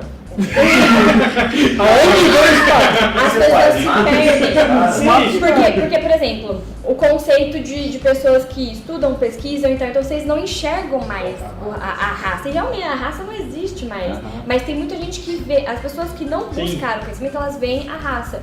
E aí, na verdade, eu acho que o pedido é de discriminação pro negro. Vamos parar de discriminação pro negro e vamos dar o espaço igual. Entendeu? A luta é da igualdade, por isso que pede ajuda para todo mundo. Agora, como trabalhar? Né? Agora, que movimento que a gente consegue fazer agora, né, em 2020, para arrumar toda... Não pode falar palavrão, né? Pode. Cagada que fizeram. Muito suave. Fia, corta aí. Esquece de cortar. Ia ter que colocar até um efeito sonoro. Não, tipo, para arrumar toda a cagada dos últimos 400 anos. Então, assim, pra gente solucionar são quase 400 anos de novo. Sim. Por quê? Você vai ter que, por isso que eu falo de educação, vai ter que explicar pra criança que não existe mais raça. Aí o pai vai falar pro filho que tem a raça, já vai ter uma interferência. Mas com o desenvolver dessa criança... confusão isso, com o desenvolver da criança, ela vai criando uma opinião. Aí, enquanto isso, então você entra lá na pessoa que está iniciando, a criança, você arruma a educação, você fala, não tem mais classe. É etnia cultural. Pronto. Aí você dá espaço de liberdade para todo mundo, ela já vai tratar todo mundo como todo mundo porque não tem mais classe. Aí já começa. E aí, aquela pessoa que já tem aquele conceito formado, a pessoa que não buscou o conhecimento, entende que tem classe, que ele domina assim, que ele não tá nem aí, não por nada, mas tipo assim, eu já peguei pessoas de cargo muito alto que tipo, nem olhavam pra mim, não só porque eu não era negra, mas porque ele era muito bom, ele era mó ricão, e ele era não sei o quê, e ele não tava nem aí pra ninguém. Na verdade, o problema foi esse, né, da concentração de poder. E aí você vem do outro lado e começa a tentar trabalhar nessa pessoa, jogar um pouco de informação, falar, não é bem por aí, se você for pro racismo, você vai se lascar, você vai perder emprego, você vai, entendeu? Então, é trabalhar essas duas pontas. Tem que dar um apavoro também, mas você tem que saber que nos Estados Unidos faziam isso. Associações de advogado que tinha na época lá, principalmente um pouco depois da abolição, quando o negro sofreu preconceito, juntava um monte de advogado lá, ia lá e creu. Cadê? Dava um apavoro nos caras, mas quem que era? A associação... Não, uma associação de homens livres. Isso não é o Estado. Não, aí que acontece? Aí vem o Estado que criou a lei. Aí você não pode mais ser advogado se você não fizer a parada. O Estado entrou. Que é o que eu ia falar, tudo que você está falando, eu já vou olhando e falando, legal. Só que quem vai fazer isso? O Brasil já espera assim, o Estado tem que fazer isso. E a hora que o Estado pôr a mão nessa sua ideia, por exemplo, que você está falando aqui, nossa, vai ficar horrível. Por que tem essa questão do Estado também? Fala aí, Serginho. Não, pode contar. Serginho, você tem uma história. Não, cara, eu fico pensando. Serginho, você precisa falar uma história, é isso que você quer falar. Nós queremos te ouvir. Vamos pra história. A história que eu tava no Pups, você sabe onde é o Pups? Pups Lanches. Pups Lanches. Nunca fecha. Sentado lá. Lá vai travesti. De tudo. De tudo. Se você sentar na esquina, tem aquele cheiro de latrina, não tem? A cara do Léo tá caralho. Você não pode sentar na esquina, você tá dentro. Mas tá aberto na madruga. Eu acho que isso foi o quê? Há uns 12 anos atrás, tava sentado lá no Pups. Tinha um anão, um shih tzu. Isso aí você tinha. Tem. Aí tava eu e um casal negro, né? Aí passou um outro negão, olhou assim, negrada. Eu falei, pô. E aí, velho? Eu falei, mano, você tá brincando. zoando, né? Não conhecia Eu vocês? comecei a rir, velho. Eu nem conhecia vocês. Não comecei a rir, não. Vou falar a verdade. Fiquei muito revoltado na hora. E agora a gente riu. Agora Era muito forte, certo? não, era baixinho, não. Não. Tá bem. Mas o que você queria falar? Você fez uma careta na hora que eu não Não, o que eu ia falar pra Luana é que aí o problema é trabalhar com o movimento negro. Isso. Porque acho que a coisa é dos dois lados, né? Tanto o movimento negro também, ele peca em algumas coisas. Então eu acho que essa questão de ele trazer uma conciliação e tudo... E a gente mesmo se corrigir. Então, por exemplo, a pessoa fez uma brincadeira com você, você não gostou, não deixa mais passar. Você pega e fala, ó, de verdade, não fica mais falando tuas negras que eu me sinto hostilizada. Você pode Cara, eu não parar. gosto disso. Tipo, você quer ver um negócio que me deixa... Piada de preto. Não é Ah, nenhum. nego fica me zoando, ó, você quer. Mas tipo assim, nego fica te zoando, fala assim, e aí, nego, beleza? Não, aí é de boa. É? De boa. Não, é porque eu recebo os memes aí, de vez em quando tem um meme, não tem? E aí aqueles memes, como é que é? Nego some, nego zoa, nego não sei o quê. E aí, Sticker, né? É, os stickers. O Paulo Cruz eu acho mais engraçado. Tem gente que se ofende, entendeu? Então a gente vai... Isso depende. Então, tipo assim, se a pessoa falou alguma coisa que você não gostou, você chega e já conversa. Agora, por exemplo, aquele meu gerente lá que me mudou, eu fiquei perguntando, falei, o que é aparência? Ele não sabia me responder. E aí todo mundo ficou em volta olhando assim, só faltou falar, só faltou fazer isso lá. Sim. E eu falei, mas qual que é a aparência? Porque eu fico brava. Eu falo, você tá me tirando aqui, mas qual que é a aparência? O que você quer gritar? Porque a sua marca é de carro, Quando sua foi marca isso? não é Quando foi de isso? 2012. Você faria, o que você faria hoje se você tivesse, o que você entende hoje sobre você? Sua Como você reação. agiria? É. Porque o que você fizer talvez pode ser uma inspiração para alguém que vai sofrer isso também tá ajudando. Qual seria a sua reação hoje, 2020? De me colocar... Mesma Não, situação. e não só o negro, a mulher É. que está sofrendo. Sim. Porque no caso as balconistas eram todas mulheres, só que eu não tinha essa aparência. Na verdade, hoje eu falaria pra ele, né? Eu perguntaria qual que é a diferença que eu teria ali, por que eu não poderia ficar ali, né? E falar desse conhecimento que eu tenho hoje. Falar assim, então, você sabe que eu só queria ter certeza se realmente você tá me tirando por conta de competência de trabalho ou se você tem algum outro tipo de julgamento. Porque eu ia pedir resposta. Só que o que a maioria das pessoas fazem? Fica quieto e vai, entendeu? E não faz nada. Pela ameaça, Né? Então, assim, exatamente, então a pessoa não fala. Aí agora quando a gente fala assim, as pessoas esperam que o governo faça alguma coisa. Tem a questão do governo também, tem uma parte, mas não que de receber ou de... Tem a parte, porque assim, ó, é um princípio que eu tava discutindo também com o Nathanael. Natanael é seu Meu namorado. namorado. É a questão da equidade e da igualdade. As pessoas não sabem diferenciar, né? Então, o que vamos supor? Igualdade lá, pra quem não sabe. Igualdade vamos supor, você tem uma pessoa que não recebe nenhum salário e uma pessoa que recebe um salário. Aí você aumenta mais R$500. O que você fez? Você manteve igual. A escala subiu igual. Um tá ganhando 500, o outro tá ganhando 500. Tô falando de números que fica mais fácil, não tô falando de dinheiro, mas... O que é equidade? É tratar os diferentes como diferentes. Dar mais para quem mais precisa e menos para quem menos precisa. Mas e qual que é o parâmetro? Então, Porque é muito difícil isso, porque Não, você vê o mundo é desigual. Não, sim, Então mas a gente tudo que a gente tenta artificializar dá pau. Então assim, exemplo, você não vê esse tipo de equação na natureza, a natureza ela é desigual. Tem um que come mais, outro que come menos. tem. Mas eu acho que o erro aí Me dá, né? Dá 2 hambúrguer pra mim, queijo duplo. brasileiro de tentar, que é o marxismo natural, de tentar ajustar as coisas à força, falando assim, peraí, deixa eu dizer o que é igual, deixa eu definir o que é desigual, deixa eu definir quanto que as pessoas têm que ganhar. Aí se define, por exemplo, um salário mínimo. O que acontece? O custo das coisas sobe. E aí eu vou lá, que nem nos Estados Unidos. Eu vou lá, um governo bem populista, depois, do começo do século XX, acho que é o Roosevelt, ele criou uma lei lá, eu não sei se é o Roosevelt, não lembro, posso falar besteira de novo. Uma lei, eu estou falando exemplo de como o Estado tenta ajudar e piora. Isso aí tem muitos exemplos. O Roosevelt vai lá e cria uma lei que mães solteiras vão ter uma bolsa família, uma bolsa lá para criar filhos.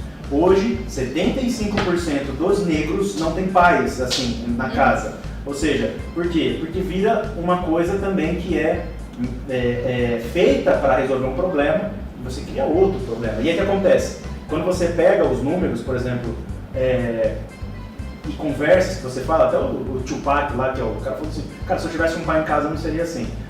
2/3 das crianças brasileiras negras também nascem em lares Faz assim. assim. Então, assim, quando eu vejo alguém que está fazendo mal para minha família, eu não quero que ele conserte. Porque ele já fez mal. Então, por exemplo, ele foi lá e criou uma política ruim para mim. Como é que eu vou confiar nessa mesma pessoa que está fazendo mal para mim para cuidar de mim?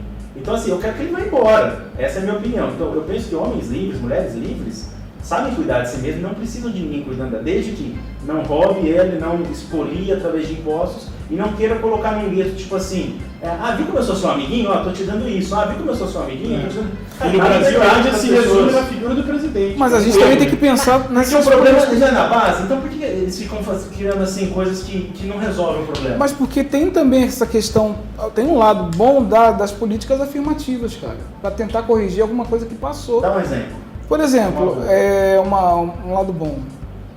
Vou pegar a política afirmativa para você entrar, para você ser, por exemplo, embaixador, né, ser diplomata. Cara, o negro hoje, né, você vai ter alguns que têm acesso fácil a estudar língua, estudar inglês, estudar francês, ter tido uma boa escola, um ensino bom. Você vai ter algum, mas a grande maioria não tem isso. Se você pegar hoje, por exemplo, o ensino de Ribeirão Preto, o ensino público de Ribeirão Preto, você vai ver que as pessoas saem das escolas, alguns saem com uma boa formação porque correm atrás, estudam, mas a grande maioria sai sem formação. Então o problema tá aí. Então, não, sim, não, mas se aí você vai pegar... um cara com um analfabeto funcional dentro de um sistema, mas qual é a grande maioria? Vai conseguir um emprego, ele não vai. Mas qual é a grande maioria? Mas qual é a grande maioria hoje? Qual é a grande maioria hoje que está nesse sistema aí? É negra. Sim, e pobre, esse é o pior. Sim. O grande problema é esse, a pobreza, porque se ele tivesse capital para poder estudar, para poder viver melhor, para poder se alavancar e empreender, ele poderia sair disso com muito mais facilidade, porque você coloca lá, você abre só na ponta ali, não é o problema. O problema está aqui, então é óbvio que o problema está aqui. Aí você fala, mas isso também ajuda. Sabe o que isso aqui é? Para o cara poder fazer o quê? Se eleger. Então ele faz isso para capitalizar, ele não quer resolver seu problema. Ele só quer falar que é amiguinho. E aí Ele cria a política, entendeu? Ele cria a política para ganha isso, para simpatia. defender da política. E a gente vai ficar nesse sistema o resto da vida. Cara, eu ainda acho que a ação afirmativa para a vida de muitas pessoas ajuda. o princípio da equidade ele exige, ele precisa. Porque assim, como nunca foi feita uma política de reinserção, igual rapidamente foi feito em outros países, a gente sofreu esse período. Então, políticas de reinserção, elas precisam ser feitas, né? Que são as políticas de proteção social. Ela precisa existir, né? E dentro dessa política de proteção social até entra o sistema de saúde público, que é importante ter um sistema de saúde público que você não precise também pagar termos muito caros, entendeu? O SUS... Mas só tem coisa cara onde não tem competição. Não, então, mas por exemplo... Aqui porque... Esse é outro tema. Ele tá puxando, Não, eu tô dando um ele vai exemplo. ficando agitado e vai puxando. Não, eu tô falando sério, porque eu acredito no potencial humano, é isso que eu acredito. Sim, Que homens e mulheres livres, eles só são livres se têm boa educação, escola. Isso não é provido pelo Estado. Se eles têm uma situação de livre competição, onde menos o Estado atrapalhar, melhor. Eu não estou dizendo que não tem que ter Estado, porque eu ainda não consegui pensar numa sociedade totalmente sem, no mundo moderno, que viria isso. Mas aonde o Estado puder parar de atrapalhar o negro pobre, que paga mais imposto proporcionalmente do que o rico, já seria muito bom. Deixa eu dar um exemplo do efeito colateral disso que ele está falando. A gente tem um governo que sustenta um canal de televisão. Vocês sabem disso. Isso não é opinião minha, é só você olhar o que foi investido de dinheiro nas últimas 3 décadas. E o canal de televisão promove esse político. Como ele promove? Ele passa novela de época falando para o negro que ele é inferior. E aí entra no que você falou, a educação que foi formada nos 30 anos falou para o negro. Ele não conta a história dos negros que tiveram sucesso. E você tem uma queda na valorização dessas pessoas, no autoconhecimento e na projeção, porque eu olho para aquele cara, eu me projeto. Então, eu olho para o Will Smith, eu me projeto nele. Sim. Ele tem um negócio de água lá que eu acho um barato aquilo, e aquilo estimula eu desenvolver alguma coisa. E não é porque é branco ou preto, como outros empresários. Agora, se eu estou olhando um cara que tem a minha cor ou minha nacionalidade, ou seja o que for, eu projeto naquele cara. Então, isso já aconteceu e isso já foi promovido. Então, dentro dessa questão de promover uma mudança, eu sugeriria eleições para candidatos que pensem na sociedade, não no negro. Que formem a educação de base e a mídia, que é ela que forma opinião. Então, quais são os canais de opinião? Primeiro, vamos derrubar todos os reitores, porque eles estão promovendo isso que eu estou falando. E não rege nada, na verdade. Mas eles definem quem são os professores e estabelecem a cartilha. Sim, não, o nome e aí eles viram para pro ministro da educação e vai falar, você não manda nada, é a gente que decide. Então, está na mão de meia dúzia que não está em Brasília. Entendeu? Então, só que Brasília é a máquina. Então, a gente virou refém, o negro, o preto virou refém e principalmente o pobre. E aí tá todo mundo, mulher, negro... Mas preto, é exatamente isso, é que eu acho que a gente chegou na conclusão. Porque assim, ó, porque tem a questão da reinserção do negro, né? Vamos dizer assim, como a gente perdeu esse período, teoricamente alguma coisa teria que ser feita para dar uma ajustada. Sim. Isso é um ponto. Que aí você entra nesse princípio da equidade, oferecer mais para quem mais precisa, menos para quem menos precisa. Mas foi feito, você sabe disso, né? Isso, Só que, o que acontece? Foi feito. Foi. Os governos de esquerda fizeram isso. Isso. Não deu certo. Isso, só que por que não deu certo? Porque fizeram do jeito errado. Não, porque é o que o Marcelo acabou de falar. Então, por exemplo, não adianta você chegar e falar assim, a partir de agora, eu acho que o ProUni ele é muito bem-vindo, sabe? Ele deu, sim, oportunidades, porque se você para pra pensar... ProUni? Por exemplo, vamos falar ProUni do foi bom, ProUni. porque o cara não ficou endividado, mas o FIES, que 75% das pessoas ficaram endividadas, Não, ficou isso com uma é ruim. triplicada. Calma, vou chegar Deixa eu aí. terminar. Calma. O ProUni foi legal, porque, por exemplo, o que aconteceu? Vou contar a história, a minha história do meu irmão, que a gente seguiu vertente diferente. Eu parti pro esporte, eu tive problemas de depressão infantil por conta da questão do preconceito, né? Aí minha mãe me colocou no esporte pra não precisar tomar remédio, e aí eu me destaquei na ginástica olímpica, porque é o esporte que eu mais amo na vida. E aí o esporte me abriu portas e eu consegui estudar até a 5ª série no ensino público. E a partir da 5ª, na metade da 5ª, eu já fui para uma escola muito boa aqui de Ribeirão, uma escola particular, que era outro mundo. E detalhe, a única negra na escola era a Luana. Eu era ponto de referência. Onde fica o banheiro? Tá vendo a pretinha ali? Ali, ó. Fica ali. Só tinha eu. Ah, mas eu sofri também, eu sempre tem um gordinho, cara. Vira Meus pais chegavam na escola, na reunião de escola, o pai dela já sabia que era eu, só tinha eu na escola. Então eu cheguei, eu tive também, eu era uma aluna super boa na escola pública, eu cheguei na particular, minha primeira prova eu tirei 1.8, foi ótimo, chorei horrores, falei mãe, e eu era bolsista, né? Então eu não podia tirar nota baixa, falei, perdi a bolsa no primeiro mês, minha primeira prova, tô lascada, o que eu vou fazer? Então, eu fui por essa. Então, e aí, quer queira, quer não, hoje eu sou doutoranda de uma universidade pública, me formei na USP, tive toda a minha formação por lá, fiz mestrado, doutorado, tenho minhas ações, tudo lá. Mas eu tive acesso a essa educação, então fica complicado avaliar. Aí, vem o meu irmão que estudou em escola pública, mas aí minha mãe correu muito atrás, conseguiu uma escola melhor, meu irmão estudou no SESI, tudo e tal. E aí o meu irmão na hora do vestibular ali já foi um pouco mais difícil, mas conseguiu para a Uni. Então, só que você não tem que mexer, se você fala de educação, você vai mexer na universidade, você vai abrir portas pela universidade. Você tem que abrir portas lá no primário, entende? Então assim, foi feita, mas foi feita errada. Então eu escuto o que a gente tá pedindo também, é isso que a gente fala, isso já foi falado, entendeu? A gente quer que mude assim, mas a gente quer que mude o sistema educacional. Mas foi feito de forma errada, de forma consciente. Isso! Não foi, esse é o ponto. Não foi entra e se a gente continuar dando a fazer... Mas o ponto é, a gente vai continuar votando ou dando poder, ou a gente vai, que é uma coisa que o Victor fala que eu concordo, que é o ser humano se organiza. Cara, mais rápido. Muito mais rápido, entendeu? Às vezes muito mais barato, com um nível de alta performance, entendeu? Do que ficar esperando a burocracia. É só você ver, por exemplo, o movimento negro se organiza mais rápido que o Estado. Entendeu?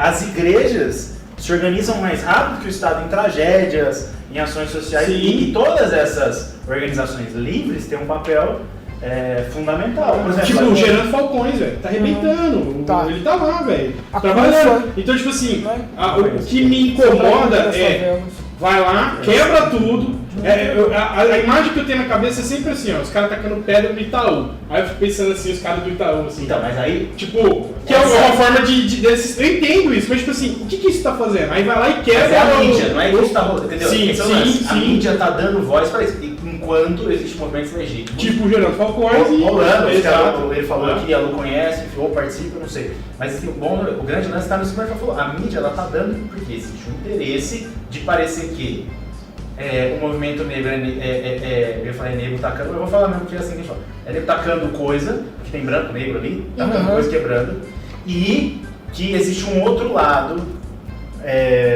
aristocrata branco, elitizado, que tá querendo que vocês morram também, entendeu? Então assim, é essa imagem que quer ser passada, e lá não é a realidade.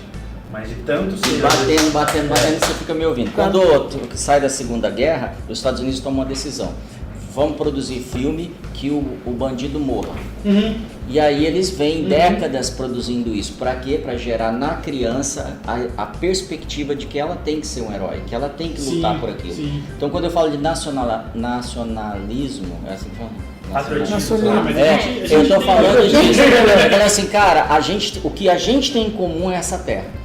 E a gente tem que decidir isso. Quando a gente fala, por exemplo, de religião, é o Deus do cara. Então a gente luta por isso e aí a igualdade pode parecer porque eu tenho um pai ou um Deus criador.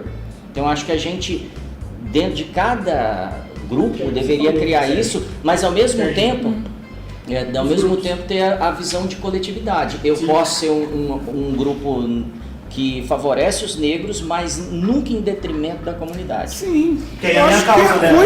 É o que você falou dos grupos. Que aí cada um identifica, pô, eu sou empreendedor, eu vou lutar pelo empreendedorismo, eu sou negro, eu vou lutar por essa... E eu acho que, por exemplo, uma questão que eu sinto muita falta, né? Por que não tem, efetivamente, filosofia na escola mais? Sociologia, porque não quer fazer a gente pensar, né? Faz o pessoal pensar, faz a galera refletir, conta a história do negro, coloca a filosofia, coloca a sociologia, coloca a antropologia, isso é de esquerda. Coloca a pessoa para pensar, entendeu? E acho que isso já é o início. Da sociologia não é nem questão da esquerda, acho interessante para a esquerda que não haja isso, esse tipo de pensamento crítico, reflexivo. Porque eles falam de pensamento crítico, então não tem nada a ver, mas é o crítico do jeito deles. Do jeito deles. Porque, por exemplo, olha só, a filosofia é do jeito deles. Unesp, uma faculdade pública. Eu só tive uma matéria explicando economia, só a de esquerda. Eu não tinha, eu fui conhecer o liberalismo econômico de fato, com profundidade, sozinho, depois fuçando, indo atrás, porque, eu vou falar assim, ó, a minha professora, não estou aqui para jogar como ser humano, ela te obrigava, isso numa faculdade pública, adultos, ela te obrigava, você era obrigado a copiar o que ela falava. Porque senão ela te reprovava. Você tinha que falar tudo igual. Porque ela não pode ser demitida, ela é intocável. Você não pode fazer nada com ela. Você não pode avaliar. Então assim, se você não... gente, parece eu me senti no pré, que eu era obrigado a escrever certo. Eu tô falando isso, Universidade Estadual São Paulo de Mesquita, ali em Jabuticabal. Eu era obrigado a escrever, e eu tinha que escrever exatamente o que ela queria na prova. Então eu tive muita dificuldade, né, nessa faculdade, porque nas matérias de antropologia era a mesma coisa. Na matéria de psicologia, a gente dava marketing. Psicologia, o que tem a ver? Eu era obrigado a responder esse tipo. Tanto é que eu ia pouco na faculdade, eu odiava. Então, assim, você é canhota, né? Eu ia assim, podia faltar 30%, eu faltava uns 30%. Porque assim, pra mim era muito ruim, eu não conseguia. E se eu pudesse voltar atrás, voltando agora no próximo, eu teria feito EAD. Porque pelo menos eu poderia não perder às vezes o tempo de ir lá e muitas vezes não ter a aula, o professor não avisa também, não é demitido. E eu trabalhava o dia inteiro, cara, pegava um busão, 5 anos indo lá. Então, nem sei porque eu tô falando isso, cara, mas... Galera, já estamos com 1h40 aí de podcast. A gente falou que o negócio engrena e vai. E a gente quer agradecer vocês dois por terem aceitado o convite. Acabou. 1h40. Vocês têm considerações finais aí? Não, hoje não tem mais. Os editores aqui vão ficar doidos, 1h40 já de podcast. Mas acho que, cara, a gente conseguiu construir. Eu estou muito feliz, que acho que é o que eu mais realmente fiquei preocupado com o tema, não com vocês, a gente já se conhece, né? Mas eu ficava assim, cara, onde isso vai dar? Porque eu não queria que isso fosse mais uma conversa que só conversou, falou, o jogo expôs as narrativas e não teve uma construção, entendeu? Eu acho que a gente conseguiu construir. Então, eu queria agradecer a Luana, agradecer ao Sérgio e falar pra vocês aí deixarem mais uma vez as suas redes sociais aí. Eles não deixaram mais. Vocês não deixaram, né, no início. O Sérgio falou pra seguir ele lá no Orkut. No Orkut. Então, Lu, deixa aí seu arroba aí, seu Instagram, ou o que você quiser Reforça aí pra compartilhar. nós. lu.celis.alves, né, meu Instagram. Você tá E compartilhando coisa lá, né, sobre o assunto. também. E aí, quaisquer dúvidas, só me procurar também. Legal, show de bola. Muito bom. Meninos, ela tem namorado, viu? Galera, vocês querem fazer mais alguma consideração então, Vitor? Eu achei legal, eu sempre acho que esse assunto é bom a gente conversar e ter mais momentos disso, inclusive para divergir. Eu sou meio do contra, algumas coisas assim, mas eu acho que enriquece, porque eu aprendo com vocês, aprendi muito hoje. Com certeza. E acho que a construção está nesse caminho que a gente faz sem ser extremista. E aí, Squad Fish, quer falar alguma coisa? Para mim foi muito top, esclarecedor, vocês trouxeram muita coisa que contribuiu, eu acho que ajudou a expandir minha mente, ajudou eu ver coisas que eu não sinto, literalmente falando, na pele, na minha experiência de vida. Então vocês trazem mais isso para a gente ter mais empatia, que eu acho que é o princípio de todas essas situações aí, e valor também, né? Porque esse assunto é extremamente importante ser trazido assim à luz. Sei que eu agradeço assim também a oportunidade que tive na minha vida de não ter construído uma mentalidade racista em mim que poderia ter sido construída. Que me deu a oportunidade de escolher um líder religioso negro sem pensar na cor dele. Escolher um mentor depois disso, negro, e eu pensei nisso hoje. Falei, nunca tinha pensado que eu fiz as escolhas. É porque os caras sabiam, não é porque os caras eram de uma cor de pele ou outra. E eu acho que é isso que a gente tem que construir, essa coisa de quebrar essa separação. E aí, tô felizão. Bom demais, estou feliz também. Estava ansioso por essa conversa, porque é um tema que a gente tinha que falar mais, tinha que construir mais, porque, querendo ou não, como você mesmo falou, são 400 anos de uma cultura que eu, pelo menos, tenho pensado que vem roubando essa identidade, né, das pessoas, vem ferindo muito na cultura. E eu estava ansioso por isso, para a gente poder conversar, construir junto e realmente enxergar além do que a mídia tem trazido para a gente, né? A gente possa ter mais essas conversas, indo além do que os interesses políticos, sociais e econômicos colocam, tipo, racismo, sabe, que nem deveria se chamar isso. Show de bola! A gente se vê na próxima terça-feira e esse podcast é um oferecimento da Fisherman, agência digital. Valeu!